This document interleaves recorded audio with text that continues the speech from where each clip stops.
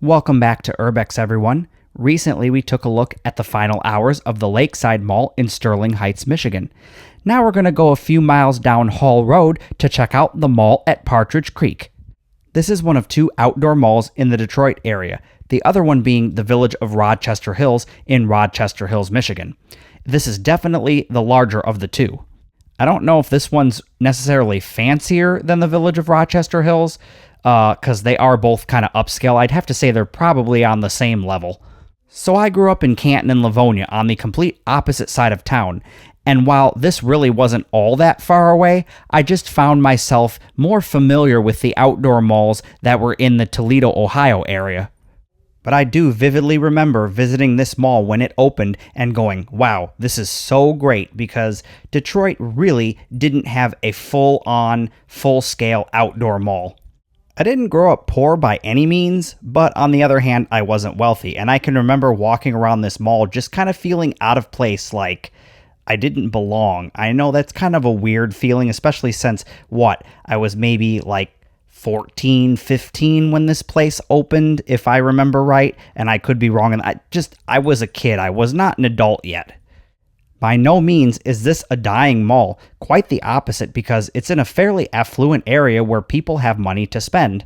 So when I saw that several of the anchor stores were vacant, I was just like, what happened and what is going on? That really shocked and surprised me. So this mall actually has some decent water features. They've got one fountain, and then there's another like a splash pad type thing for kids to run through on hot days. So we're going to take a look at their main fountain because it's a very nice fountain.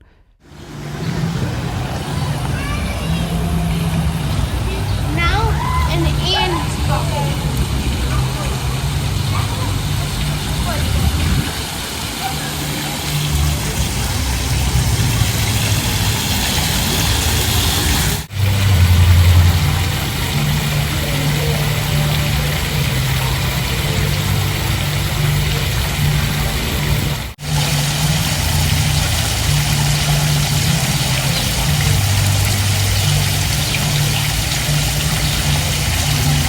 When I saw Bobcat Bonnie's, I was just like, wow, how often do you see my mom's name? For those of you that are unfamiliar, the crazy old lady is what we refer to her on this channel.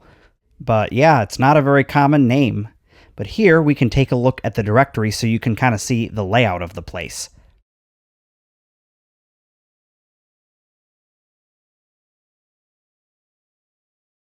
The Mall at Partridge Creek was developed by the Tubman Corporation of Bloomfield Hills, Michigan, and would open on October 18th of 2007. So, yes, I was correct. I was in my teens. I was 17 at the time. And this mall was also developed by the same developer that developed the nearby Lakeside Mall that is sadly now closed. Unfortunately, because this was developed in the later years of mall development and is an outdoor mall, it doesn't receive the same amazing aesthetics as the Lakeside Mall did. I mean, if you were to put this mall up against any other outdoor mall around the country, it would probably be hard to tell who developed this mall versus any of the others. Now, like I said earlier, this is definitely not a dying mall, because this mall has reported an average sale per square foot of $539, which is among the highest in the nation and well above the threshold for a Class A mall property. The very first department store to open up at the mall would be Parisienne. Then, on April 18th of 2008, a Nordstrom would open up to the public, making it the second department store. In January of 2013, all the Parisiennes would be converted to the Carson's name. This is also where the state's very first LL Bean store would open in August of 2016. Unfortunately, in 2018, all the Carson stores around the country would permanently close, leaving an anchor tenant vacant at the mall. And even more unfortunate is that that anchor tenant is still vacant as of 2024. It's actually kind of shocking that it's still vacant, being that this is such a successful mall. And then in June of 2019, it would be announced that Nordstrom would not be extending their lease and be closing their store here at the Mall at Partridge Creek, another blow to this thriving shopping mall. Fortunately, in July of 2024, a new tenant would swoop in and take up the space that once held the Nordstrom department store. It was announced that a Dick's Sporting Goods would be opening and have the brand new House of Sports concept. And yeah, that's really all there is to the history, because this mall really, in the scheme of things as far as malls go, hasn't been around all that long, and it really hasn't had a lot of stores close and reopen and close and reopen like many malls that I've covered here on this channel. And it's thriving, which is awesome. So anyone that's familiar with the Detroit area knows that Hall Road, or M59 as some call it, is a shopping mecca. It's just mile after mile of strip malls and restaurants and entertainment venues. And then surrounding that is what I would consider to be very expensive housing. Now, I get why there's very few outdoor malls here in the Detroit area, and that's because the winters are long and harsh, and just the natural landscape of Michigan doesn't really support outdoor malls, because who wants to walk around when it's 10 degrees outside? I don't know, it's just my personal preference. I prefer the indoor mall just because you can visit it any time of the year and be comfortable and not have to worry about, do I really want to go to the mall today? Is the weather going to cooperate? Is it going to snow? Is it going to rain? You know what I mean. So, if you were to give me the choice of building an indoor mall or an outdoor mall, I'm definitely going to choose the indoor mall. But I do have some fond memories in the mid-2000s coming here with my mom, walking around, shopping, grabbing a bite to eat at the California Pizza Kitchen because, ooh, that place is so good. They had this, spiraled macaroni, and you could add pepperoni to it, and it was so good. Ugh, I loved it. Now this brings us to the MJR Cinemas. This is a Detroit staple. This is our local movie theater chain. I don't believe it's anywhere outside of the Detroit area, actually, and it's a very nice theater, because I've been in this one to see many movies over the years. Not necessarily this one in particular, just because, it wasn't exactly convenient. It wasn't down the street, but I have seen a few movies in this exact MJR cinema.